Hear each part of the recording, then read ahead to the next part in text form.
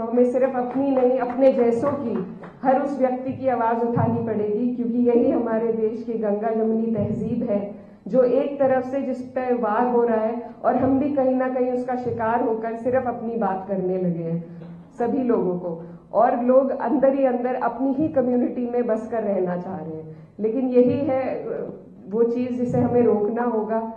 हमें ढीठ बनना पड़ेगा और ढीठ बनकर हमें हर वो जगह में अपनी जगह ऑक्यूपाई करनी पड़ेगी जहाँ से हम अपने कौम की, अपनी कम्युनिटी के एक बेहतर रिप्रेजेंटेशन दे सके एज अ पार्लियामेंट। तो हम सबको, ऐसे लोगों को जोड़ना पड़ेगा जो इस गंगा जमुनी तहजीब की हिफाजत करना चाहते हैं, और हम सबको एक दूसरे के लिए आवाज़ उठानी पड़ेगी। मैं कहना चाहती हूँ मुसलमानों के लिए, पर पूरे देश के लिए सबने, मैं एक लॉयर हूँ तो I am very inspired by him and I have always heard him and it's wonderful to share a seat with him here, so I'm very grateful for that. Manoj Jha ji, जिनको हम बहुत सुनते हैं पार्लियामेंट में और जिनसे बहुत प्रेरणा और सीखने को मिलता है कैसे अपनी बात रखी जाए, कैसे सबकी बात रखी जाए, आपको भी मैं धन्यवाद देना चाहती हूँ। हमारे बीच में राकेश सिन्हा जी मौजूद हैं, इफ्तिखार अहमद साहब और तमाम जितने भी लोग हैं। Thank you so much for all joining together for this wonderful event.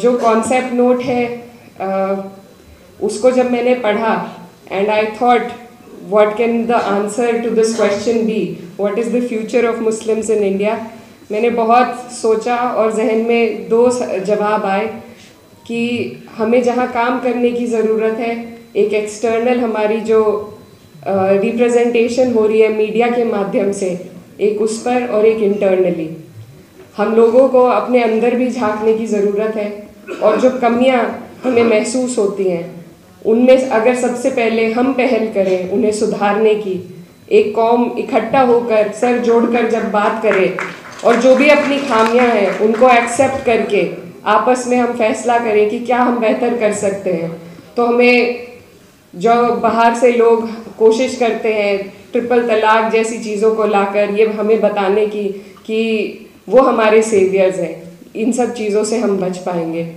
दूसरा, जो हमारा एक्सटर्नल रिप्रेजेंटेशन हो रहा है, जो परसेप्शन एक बनाया जा रहा है, उसको सुधारने के लिए सबसे ज़्यादा हमें तालीम की ज़रूरत है।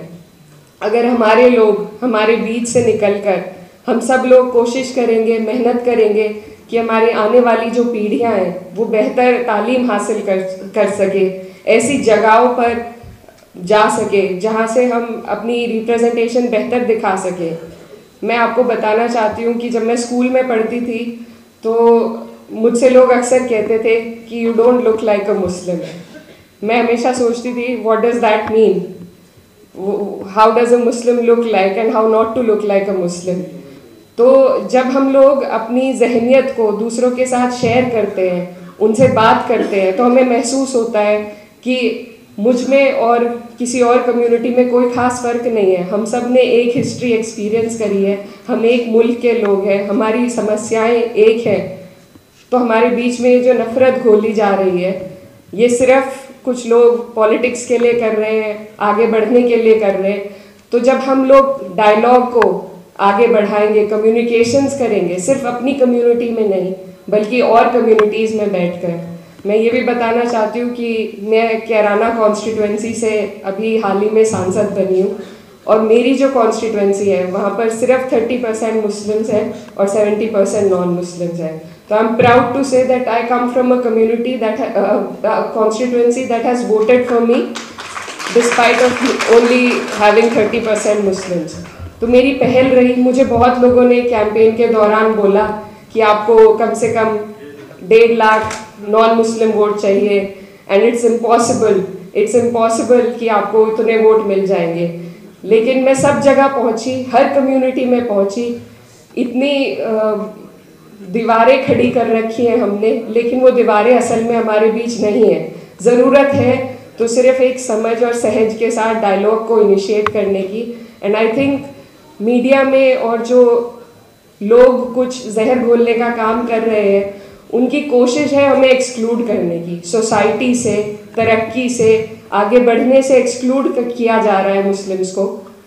और हम खुद भी फिर अपने आप को इतना नीचे महसूस करने लग जाते हैं कि हम घेटोआइजेशन का एक हिस्सा बनते जा रहे हैं। हम खुद अपने आप को संकोच में आ जाते हैं और रोक लेते हैं दूसरे लोगों से बात करने में, उनसे डायलॉग इनिशिएट करने। मैंने ये बहुत हाल फिलहाल महसूस किया है कि जो हालात चल रहे हैं, जो जो हम रोज़ किस्से सुन रहे हैं मीडिया में, जो जितने क्राइम बढ़ रहे हैं, उससे हमारे अंदर भी एक असहजता महसूस हो रही है सभी लोगों को, और लोग अंदर ही अंदर अपनी ही कम्युनिटी में बस कर रहना चाह रहे हैं। लेकिन यही है वो चीज़ जिसे हमें रोकना होगा।